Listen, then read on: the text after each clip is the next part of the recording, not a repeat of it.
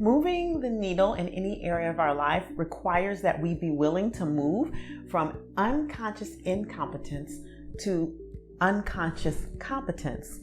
And you might be wondering, what the heck does that mean? Well, in this series, I'm explaining how. So before we jump in, go ahead and hit the subscribe button so you don't miss part of the series. I'm Dr. Maisha. I'm a master NLP practitioner, hypnotherapist, and a hypnosis and NLP trainer. And I'm the founder of the Mind Remapping Academy and the Mind Remapping Nation. I help people eliminate the negative thoughts, feelings, and emotions that keep them stuck and keep them from living out their full potential. So I invite you, if you are a person who is really interested in doing deep work, to check out our community, the Mind Remapping Nation, and you can do that by going to mindremappingnation.com. Now, let's jump in.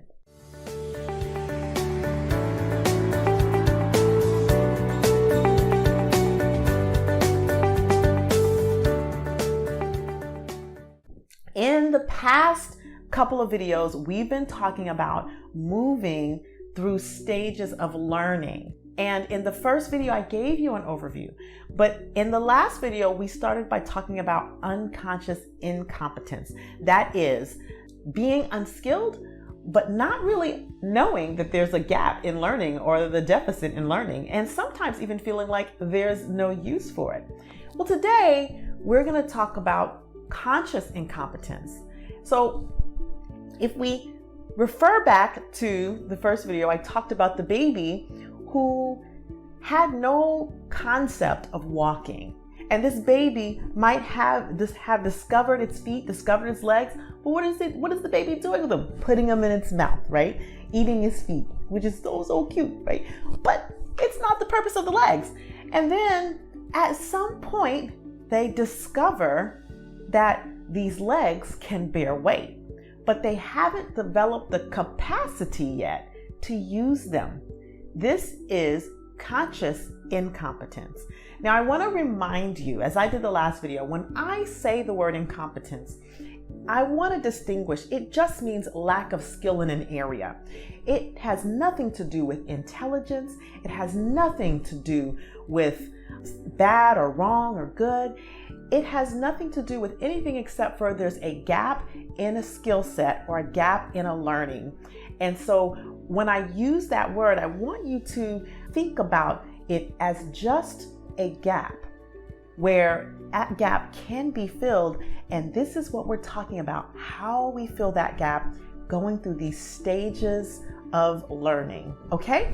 So now, when I talk about conscious incompetence, what I mean is that you lack a skill and you are aware that you lack that skill. So for example, I'm a family doc and I'm very aware that I lack the skill to perform a gallbladder surgery.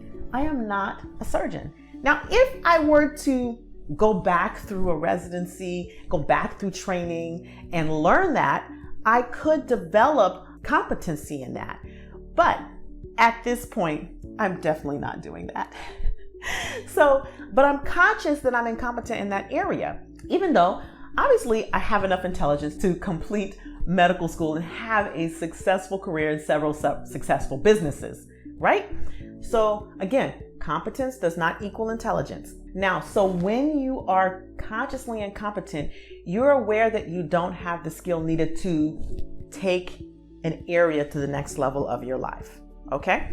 It's funny to think about it now, but 10 years ago, when I was first introduced to NLP and hypnosis, I had a couple of friends, a couple of colleagues who were practitioners in this area.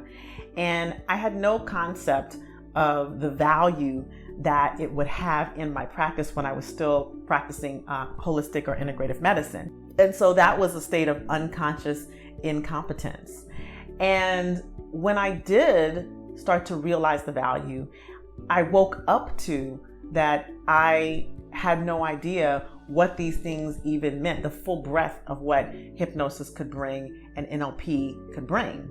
And so that was moving into that state of conscious incompetence. So then when I actually started training and learning the methodologies of NLP and learning hypnotic language and persuasive language and communication, I was baffled and taken aback by how much I had to learn about communication styles. And so this became a state of true conscious incompetence, because while I always thought I was a pretty good communicator, I became aware that I was only mediocre at best.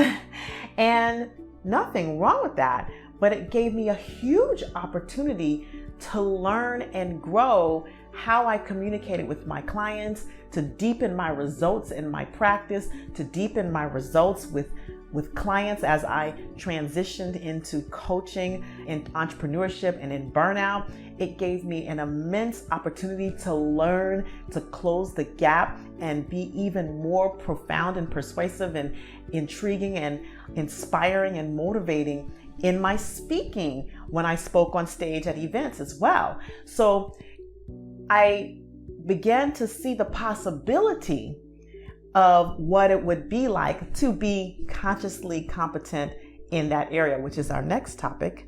Spoiler alert. But sometimes it can be very challenging to be in a space of conscious incompetence because you become aware that you don't know something. And we make it mean something. We make it an assault on our own intelligence, on our own abilities and capabilities as a whole, and it can really disempower you. So one of the ways to begin to move past the space of unconscious incompetence is to be willing to be in it, to be willing to be in acceptance that, okay, I lack the skill too. Not to beat yourself up for it, but to be empowered by that. Because when you realize that there's a gap in learning, when you realize that there is a deficit in a skill, then that's an enormous opportunity for you to now look at what are the resources that can close that gap and get you to where you need to go. So the key with moving from conscious incompetence to the next stage, which we'll talk about in the next video, conscious competence, is being willing to be in that space without making it personal, without making it mean anything about you, and being willing to see the opportunity to learn something amazing in the future and to gain that skill. This is how people move towards mastery. So my question to you is, what do you know that you're unskilled at? What do you want to transform that you know you have a gap in learning? And how will you take action today in order to start to move the needle towards conscious competence, which we are going to be covering just in the next video. Now, why I love this work so much, why I love neurolinguistic programming so much, is because this is the kind of thing that helps us to dig deep into the unconscious mind, dig deep into how the brain works so that we can be empowered to move the needle in our lives in any area, whether it's relationships, whether it's leadership, whether it's career, whether it's business, whether it's parenting.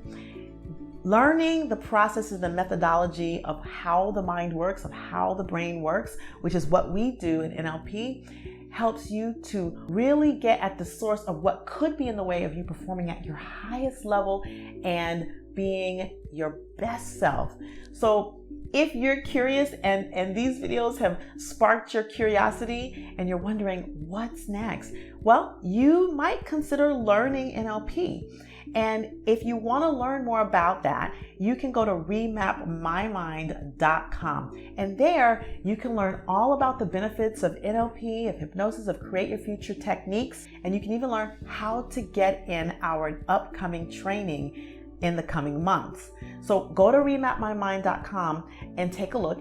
And of course, if you feel like you need more personal work, you need a little bit more one-on-one attention, go ahead and book a complimentary wake-up call at remapmymind.today. All right? So stay tuned because the next video we're going to talk about how you move into conscious competence and what it takes to move through conscious competence to that next level of learning that creates a clear pathway to mastery. All right.